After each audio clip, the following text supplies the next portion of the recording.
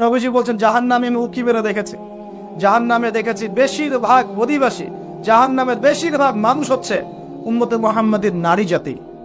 বলেন নাউজুবিল্লাহ। এই নারী জাতি মানে আমার বোন, আপনার মা, আপনার স্ত্রী, আমার বোন, আমার মা, আমার স্ত্রী, আমাদেরই তো। নারী কি আমাদের বাইরে? কেন তারা জাহান্নামে যাবে? নবীজি বলছেন কয়েকটা কারণ। এক, তারা বেশি বেশি লানত এবং অভিশাপ করে। এক। দুই, তারা এমন কিছু কাপড় পরে শেষ জামানায় বাইরে ঘুরবে যে কাপড়গুলো পরেও তারা নগ্ন থাকবে। দুই, অর্থাৎ বেপরদামির কারণে। তিন, তারা বুক পিঠ চাপড়ায় প্রলাপ বিলাপ করে, এটা একটা কারণ। চার, তারা স্বামীর সাথে কখনো কখনো কুফরি করে। কেমন? স্বামী সারা জীবন যদি তাদের ভরণ পোষণ ভালোবাসা দিয়ে যায়, কোনো একদিন যদি কোনো সমস্যা সৃষ্টি হয়, বলবে যে সারা জীবন তোমার কাছে কিছুই পাই না। এই সব কিছুর ঊর্ধ্বে একটা কারণ আছে, এই সব কিছুর ঊর্ধ্বে একটা কারণ আছে, সেটা হলো, শোনেন, তাদের উদ্ধত মস্তকটা আল্লাহ পাকের বিধানের সামনে সহজে অবনত হতে পারে না, চায় না। এগুলো কিন্তু সব মেয়েদের জন্য নয়, উম্মতে মুহাম্মাদের একটা অংশের মেয়েদের জন্য আল্লাহ নবী এইসব কথা বলেছেন। আবার এমনও মেয়ে আছে, শোনেন, এমনও মেয়ে আছে যারা ঈমান আমল টিকে রাখার জন্য না খেয়ে থাকতেও রাজি আছে। এমনও মেয়ে আছে, এমনও বহু দিনী মন দিনী মেয়ে আছে আমাদের সমাজে যারা ঈমান আমল ধরে রাখতে চায়, পরিবার তাকে রাখতে দেয় না। ফেরাউনের ঘরে থেকেও একজন মেয়ে জান্নাতে গিয়েছে, গিয়েছে কিনা? গেছে। অতএব আমরাও যে দুধে দেওয়া তুলসী পাতা এমন নই, আমাদের মধ্যে বহু খারাপই আছে। কিন্তু নবীজি এখানে স্পেশালি বলেছেন যে শেষ জামানার মেয়েরা, নিসাউন কাসিয়াতুন আরিয়া, যারা কাপড় পরে নগ্ন থাকবে, মহিলাতুন মামিলাত, যারা অন্যকে আকৃষ্ট করবে, অন্যের দিকে আকৃষ্ট হবে, এরা জান্নাতে যাবে না, জান্নাতের গন্ধও পাবে না। নবীজি বলেছেন আমি জাহান্নামে দেখেছি বেশিরভাগ নারী জাতি। এখানে আমার মা, আমার বোন, আপনার মা, আপনার বোনের সতর্ক হওয়ার কি হেদায়েত আছে কি নাই? আর এই মেয়েদেরকে চালাই কি আমরা না অন্য কেউ? আমরাই তো আমাদের পরিবারকে চালাই কি না? আমরাই তো খাওয়াই পড়ে নাকি? তাহলে আমাদের পরিবারের বোনেরা কি পর্দা করতে পারবে না, প্রতিষ্ঠা করতে পারবেন না? পরিবারের আমাদের মায়েরা, বোনেরা, স্ত্রীরা পর্দা করবে না? এই দায়িত্ব আমাদের না? পরিবারের কর্তা আমরা নই? আল্লাহকে আমাদেরকে জিজ্ঞাসা করবেন না? অতএব আমরাও যেন সতর্ক হয়ে যায়, আল্লাহ পাক তৌফিক দান করুন। এই জন্য বলি, বিয়ে করতে হবে আগে দিনদারিতা দেখবেন, তারপর বিয়ে করবেন। দুনিয়াদারিতা দেখে বিয়ে করলে পরে পস্তাবেন। ছেলে মেয়ে উভয়ের প্রতি একই নসিহত, বিয়ে করতে যদি হয়, বিয়ে যদি করতেই হয়, তাহলে দিনদারিতা দেখে বিয়ে করুন। তারপর দেখবেন যে মেয়ের বংশ কেমন, সৌন্দর্য কেমন, এই সেই পরে দেখবেন। আগে দেখবেন দিনদারিতা ঠিক আছে কিনা। ছেলের ক্ষেত্রে একই বিধান, আগে দেখতে চান না কত বড় চাকরি করে, কত প্রপার্টিজ আছে, কত বড় বাড়ি, এগুলো পরে দেখবেন। আগে দেখবেন ছেলে নামাজ পড়ে কিনা, ছেলের মধ্যে সুন্নত আছে কিনা, এইগুলো আগে দেখবেন। এই বিয়ে নিয়ে প্রচুর জাহিলিয়াত সমাজে আছে, এই কারণেই পরিবারগুলো এখন ভেঙে যাচ্ছে। আল্লাহ পাক আমাদেরকে সুন্নাহ মেনে চলার তৌফিক দান করুন, বলে আমিন। নবীজি এখানে বলেছেন আমি জাহান্নামে দেখেছি বেশিরভাগ অধিবাসী নারী জাতি। আমাদের বোনদেরকে রিকোয়েস্ট করবো, সতর্ক হয়ে যান, আল্লাহর ওয়াস্তে সতর্ক হয়ে যান। কেন? শোনেন, কেন নবীজি বললেন এই পয়েন্টটা একটু ভালো করে বোঝেন। কেন নবীজি এই উম্মতের মধ্যে বেশিরভাগ মেয়েকে জাহান্নামী বলেন? আপনি একটু চিন্তা করেন তো, এই উম্মতের মধ্যে কি এমন হয়েছে, এই উম্মতের মেয়েদের সাথে কি এমন হয়েছে যার ফলে মেয়েদেরকে আর ঘরে রাখা যায় না, সব বাইরে চলে আসতেছে? কি হয়েছে এই উম্মতের মেয়েদের সাথে? এই প্রবলেম তো আগে 200-500 বছর আগে ছিল না। 500 বছর আগে আপনি কি কোনো মেয়েকে দেখেছেন আমাদের মেয়েদের মতো বেপরদায় সারা রাস্তাঘাট, গ্রামগঞ্জ, একদম অফিস আদালত বাজার ঘাট সব ঘুরে বেড়াচ্ছে? দেখেছেন 500 বছর আগে, 300 বছর আগে, 200 বছর আগে? লাস্ট সমসাময়িক সময়ে কি এমন হলো যে মেয়েদেরকে আর ঘরে রাখা যায় না? আমি একটা শব্দ বলে দিই, বাসায় গিয়ে রিসার্চ করবেন, সব বলে দিব না। লাস্ট 100-200-300 বছরে একটা মুভমেন্ট, একটা আদর্শ ছড়িয়ে পড়েছে বিশ্বের বুকে, তার নাম হলো ফেমিনিস্ট রেভলিউশন। মনে থাকবে, ফেমিনিস্ট রেভলিউশন। এটা নিয়ে ঘাটাঘাটি করেন, বুঝতে পারবেন কেন জাহান্নামের বেশিরভাগ অধিবাসী জাহান্নামে যাবে, নারীরা কেন জাহান্নামে যাবে বেশি বেশি। এই মুভমেন্টটা নিয়ে পড়াশোনা করলেই বুঝতে পারবেন। আল্লাহ পাক আমাদেরকে বোঝার তৌফিক দান করুন, অন্তরের চোখ খোলার তৌফিক দান। নবীজি আরো বলছেন আমি জাহান্নামে গেলাম, জাহান্নাম আমাকে দেখানো হলো, এবং সেখানে আমি একজন ফেরেশতাকে দেখলাম। কি দেখলাম? এই ফেরেশতা আমাকে দেখে হাসে নাই। সবাই মনোযোগ দেন, মেরাজের রাতের সবাই নবী সাল্লাল্লাহু আলাইহি ওয়াসাল্লামের সাথে হাসি মুখে সাক্ষাৎ করেছেন এই ফেরেশতা বাদ দিয়ে। নবীজি বললেন জিবরাইল আলাইহিস সালামকে, সে এত গম্ভীর কেন? তার চেহারা হাসি নাই কেন? জিবরাইল আলাইহিস সালাম বলছেন, যখন থেকে আল্লাহ পাক তাকে জাহান্নামের দায়িত্ব দিয়েছেন, যেদিন থেকে আল্লাহ পাক এই ফেরেশতাকে জাহান্নামের দায়িত্ব দিয়েছেন, ওই দিন থেকে তার চেহারার হাসি চলে গেছে। আর কিছু বলতে হবে? কেন হাসি চলে গেল? খুশিতে? জাহান্নামে আল্লাহ পাকের আযাব এবং এই আযাবের দায়িত্ব পালন করতে গিয়ে তার চেহারা থেকে হাসি চলে গেছে। নাউযুবিল্লাহ। নবীজি জানালেন তার নাম হচ্ছে মালিক। কি নাম? মালিক। আমরা দোয়া করি আমরা যেন তার সাক্ষাৎ না পাই, আমরা দোয়া করি আমরা যেন তার সাক্ষাৎ না পাই। আমিন।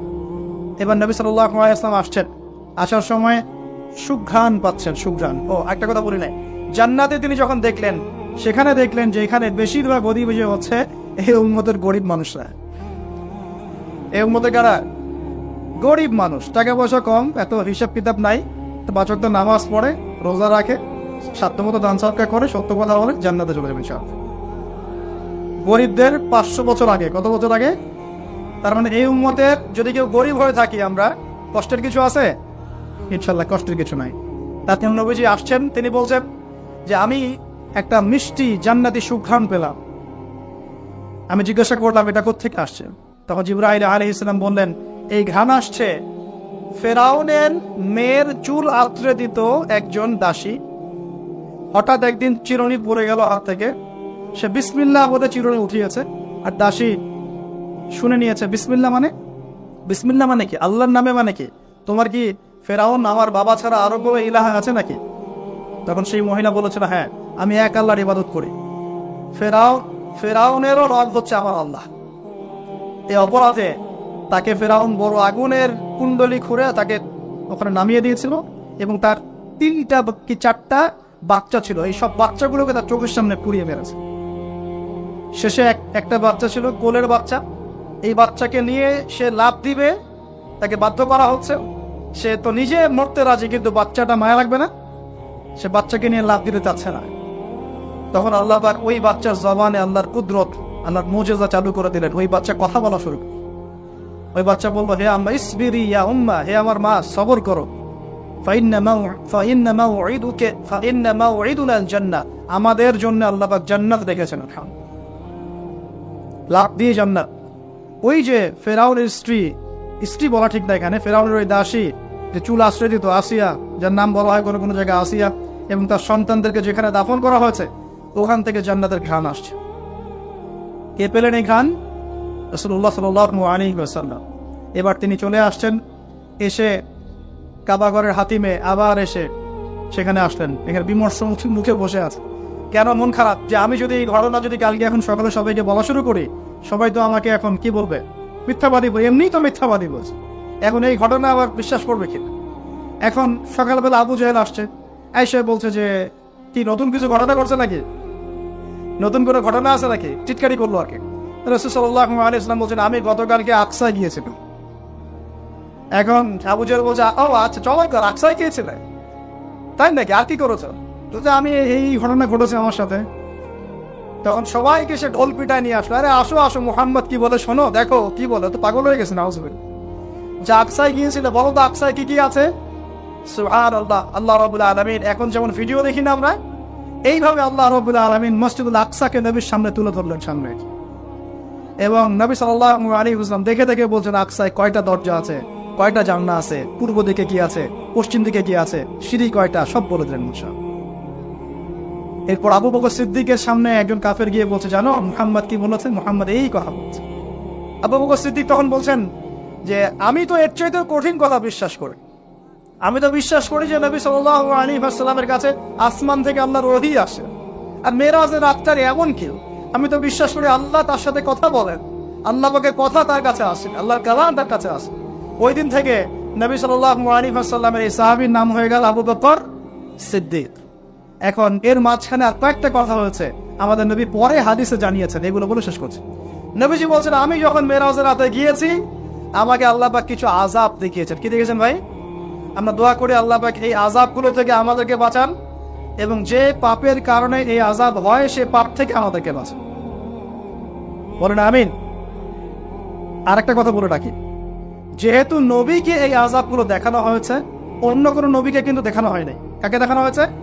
আমাদের নবীকে। তার মানে এই পাপগুলো এবং এই আযাব আমাদের উম্মতের মধ্যেই বেশি থাকবে। বুঝতে পারছেন না মনে হয়? এই আযাব এবং পাপগুলো কি অন্য কোনো নবীকে দেখানো হয়েছে?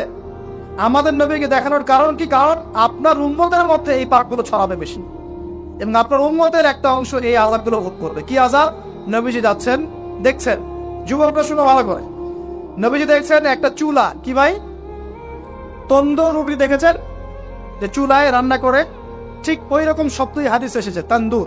এই চুলা এমন চুলা যার মাথাটা হচ্ছে সরু, নিচের দিকটা মোটা, নিচে আগুন জ্বলছে, ভিতরে কিছু মানুষ আছে, নিচ থেকে আগুনের দাবদাহ আসছে।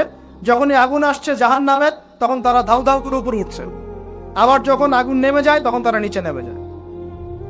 নবীজি মর্মান্তিক দৃশ্য দেখে বললেন যে এরা কারা, যাদেরকে এমন আযাব দেওয়া হচ্ছে? জিবরাইল আলাইহিস সালাম বললেন, যুবক ভাই শোনেন ভালো করে, জিবরাইল আলাইহিস সালাম বললেন, এরা হচ্ছে আপনার উম্মতের সেই সব ব্যক্তি যারা বিবাহ বহির্ভূত জেনা করেছিলেন। এই পাপটা মারাত্মক। আল্লাহ পাক আমাদের সবাইকে পাপ থেকে ফিরে আসার তৌফিক দান করেন, এবং এই পাপ যদি করে থাকেন হতাশ হবেন না, তওবা করে আজকেই ফিরে আসবেন।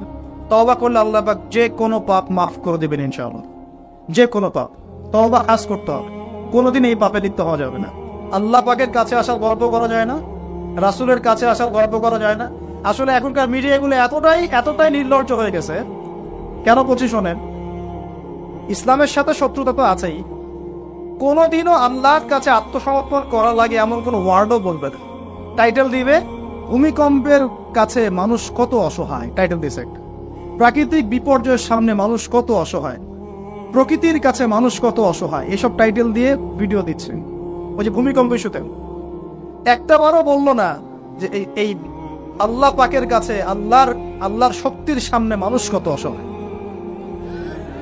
ওই শব্দ ব্যবহার করা যাবে না। ওই শব্দ ব্যবহার করলে আপনি মৌলবাদী হয়ে যাবেন। যে প্রকৃতিটা কি? প্রকৃতি কে? প্রকৃতি কাকে বলে? কত প্রকার? প্রকৃতির স্রষ্টা কে? প্রকৃতি কে নিয়ন্ত্রণ করছে? ভূমিকম্পের কোনো ক্ষমতা আছে না? ভূমিকম্প যে দেয় তার ক্ষমতা আছে। এই সাগরের কোনো ক্ষমতা আছে? সাগরে যে জলোচ্ছ্বাস দেয় তার ক্ষমতা আছে। এই মাটিটাকে স্থির কে রেখেছে? এখন আমরা তো এখনো মহাবিশ্বে ঘুরছি না? এই যে ওয়াজ করছি যখন আমরা, এখনো পৃথিবীটা ঘুরছে। আমরা কি বুঝতে পারছি? কে পৃথিবীকে স্থির রাখলো? কেউ বলবে না যে আল্লাহর আযাবের সামনে মানুষ কত অসহায়। বলবে প্রকৃতির সামনে মানুষ কত অসহায়, ভূমিকম্পের সামনে মানুষ কত অসহায়। মানে এমন এমন চটকদার কিছু শব্দ দিবে, এই শব্দগুলো আপনাকে চিনিয়ে দিবে যে কারা আল্লাহর বাহিনী, কারা আল্লাহর দুশমনের বাহিনীর মধ্যে আছে। তো এখানে যুবকদেরকে উৎসাহিত করা হয়েছে না জেনার জন্য। আর নবী সাল্লাল্লাহু আলাইহি ওয়াসাল্লামকে কেন দেখানো হলো? কারণ তার উম্মতের মধ্যে জেনার পাপ ছড়িয়ে পড়বে বেশি। কিসের মধ্যে? চুলার মধ্যে শাস্তি দেওয়া হচ্ছে, চুলায় শাস্তি দেওয়া হচ্ছে। নবীজি বলছেন তাদের ভিতর থেকে এত দুর্গন্ধ বের হচ্ছিল যেন মনে হচ্ছিল যে কোনো পাবলিক টয়লেটের পাশ দিয়ে আমরা যাচ্ছিলাম। প্রিয় ভাই, আল্লাহর ওয়াস্তে জেনার ধার কাছেও যায় না। আল্লাহ পাক বলেছেন ওয়ালা তাকরাবু জিনা, জেনার কাছেও যেও না। এক নাম্বার শাস্তি কি রেখেছেন নবী সাল্লাল্লাহু আলাইহি ওয়াসাল্লাম? কিসের শাস্তি? তন্দুর চুলার মধ্যে আগুনের শাস্তি। কিসের পাপের কারণে? বলেন, জেনা। এই উম্মতে মুহাম্মাদের মধ্যে জেনা ছড়িয়ে পড়েছে কিনা? এখন আমরা কি এই স্রোতে গা ভাসাবো না দূরে থাকবো? আমরা হালাল উপার্জনের সোর্স তৈরি করব, করে হালাল বিয়ে করবো ইনশাআল্লাহ।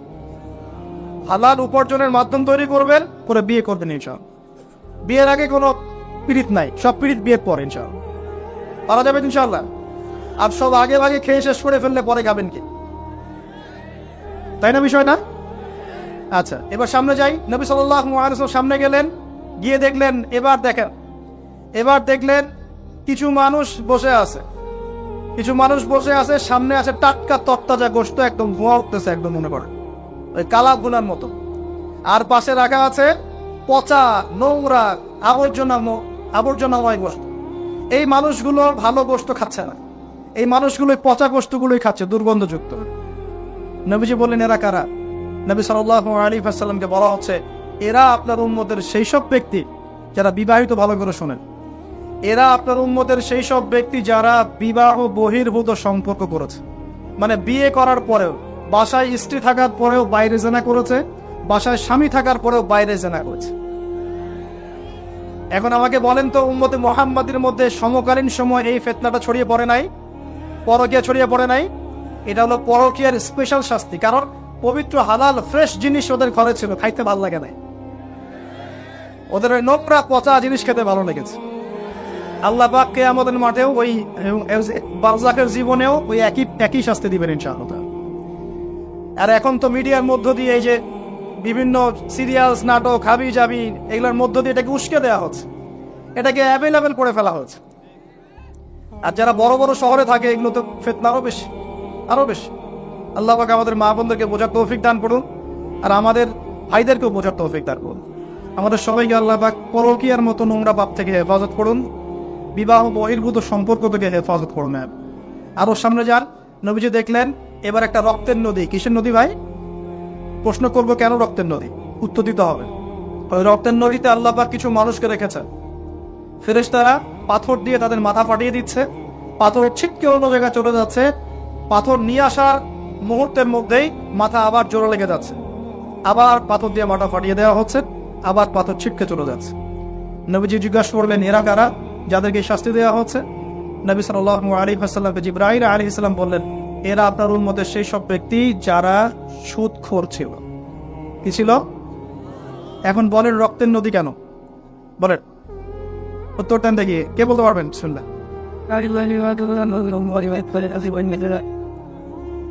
মাশাআল্লাহ মাশাআল্লাহ, শুকরিয়া। সুদের মধ্য দিয়ে এক শ্রেণীর মানুষ ধনী হয় আর এক শ্রেণীর মানুষ গরিব হয়। সুদের মধ্য দিয়ে গরিব মানুষের রক্তটাকে চুষে খাওয়া হয়। এই কারণেই কিয়ামতের মাঠে এবং বারজাখের জীবনে রক্তের নদীতে ফেলে মাথাটা ফাটিয়ে দেওয়া। মাথা কেন ফাটানো হবে? এই মাথা দিয়ে শয়তানি বুদ্ধিটা বের করেছিল যে ইন্নামাল বাইউ মিসলুর রিবা, সুদ হচ্ছে ব্যবসার মতোই। এই শয়তানি কোত্থেকে বের হয়েছে? এই মাথা থেকে। এই কোন মাথা পাঠায় দেওয়া। আল্লাহ পাকে শাস্তি খুব নিপুণ। আমি চিন্তা করার চেষ্টা করেছিলাম আজকে কেন এই শাস্তিগুলো এইভাবে আসবে। আল্লাহু আ'লাম বিসওয়াব, আল্লাহ ভালো জানেন, তবে আমাদের কাছে এটা মনে হয়। এরপর সামনে যান, এই পাপের কারণেই আরো কিছু মানুষকে শাস্তি পেতে দেখা গেছে। নবীজি দেখেছেন আরো এক শ্রেণীর মানুষ যাদের পেটটা ফুলে আছে। প্রাসাদ দেখেছেন, অট্টালিকার মতো পেটটা ফুলে আছে, ভিতরে সাপ কিলবিল করছে। না না না না না, নবীজিকে জিজ্ঞাসা করলেন এরা কারা? এই হাদিসেও আছে এরা ছিল আপনার উম্মতের সুদখোর ব্যক্তিরা, পেটের ভেতর সাপ কিলবিল করছে। আর একটা জায়গায় তিনটা দেখা গেছে সুদখোরের শাস্তি। কয়টা ভাই? তিনটা। একটা দেখলাম রক্তের নদীতে মাথা ফাটানো, একটা হচ্ছে পেটের মধ্যে সাপ কিলবিল করছে, আরেকটা হচ্ছে দেখলেন কিছু মানুষ পানিতে হামাগুড়ি দিচ্ছে এবং পাথর খাচ্ছে। কি খাচ্ছে ভাই? পাথর। এবং এই পাথরটা ভিতরে যাচ্ছে, গিয়ে পিছনের রাস্তা দিয়ে বের হয়ে যাচ্ছে। নবীজি বলেন এরা কারা? একই উত্তর দিলেন জিবরাইল আলাইহিস সালাম, এরা হচ্ছে আপনার উম্মতের সুদখোর ব্যক্তিরা। সুদের এই তিনটা শাস্তি স্পেশাল দেখা গেছে। কেন আল্লাহ ভালো জানেন, আমরা সব ব্যাখ্যা করতে পারবো না।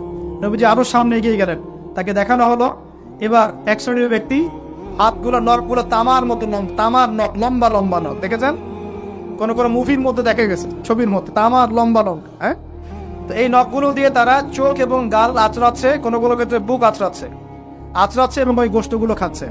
নবী জিজ্ঞাসা করলেন এরা কারা? নবীজিকে বলা হচ্ছে এরা আপনার উম্মতের সেই সব ব্যক্তি যারা বেশি বেশি গীবত করত এবং অন্যের নামে মিথ্যা অপবাদ ছড়াতো। আর সতর্ক করে দেই, এই পাপটা কিন্তু এখন ছেলে মেয়ে সব সমাজে বেশি হয়।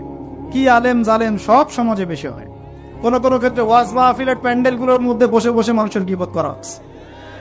এবং এই অনলাইনের ফেসবুক আর ইউটিউবের যে কন্টেন্টের যুগগুলো চলছে, এখানে কারণ থাক না থাক মানুষের গীবত প্রচুর হচ্ছে, কোনো কারণে হোক অকারণে হোক।